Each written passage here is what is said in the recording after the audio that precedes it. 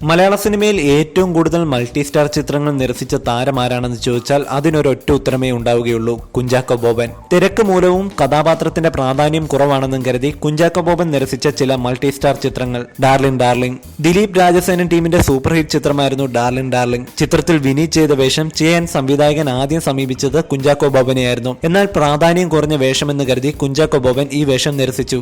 ക്ലാസ്മേറ്റ്സിലെ നരേൻ അവതരിപ്പിച്ച മുരളി എന്ന കഥാപാത്രം കുഞ്ചാക്കോ ബോബന് ലഭിച്ച കഥാപാത്രമായിരുന്നു. എന്നാൽ ഒരു വിദേശ പ്രോഗ്രാമുമായി ബന്ധപ്പെട്ട് തിരക്കിലായതിനാൽ കുഞ്ചാക്കോ ബോബന് ഈ ചിത്രം നിരസിക്കേണ്ടി വന്നു.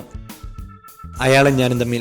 പൃഥ്വിരാജിന്റെ കരിയറിൽ ഏറ്റവും കൂടുതൽ ശ്രദ്ധിക്കപ്പെട്ട ചിത്രമായിരുന്നു അയാളും ഞാനും തമ്മിൽ. ലാൽ ജോസ് സംവിധാനം ചെയ്ത ചിത്രത്തിലെ നരേൻ ചെയ്ത വേഷം കുഞ്ചാക്കോ ബോബനെ തേടിയെത്തിയ കഥാപാത്രമായിരുന്നു. കമത്ത്. മമ്മൂട്ടിയും ദിലീപും ഒന്നിച്ച മൾട്ടി സ്റ്റാർ ചിത്രമായിരുന്നു കമത്ത്. ഈ ചിത്രത്തിലെ നരേൻ ചെയ്ത കഥാപാത്രത്തിനായി സംവിധായകൻ ആദ്യം സമീപിച്ചത് കുഞ്ചാക്കോ ബോബനെയായിരുന്നു.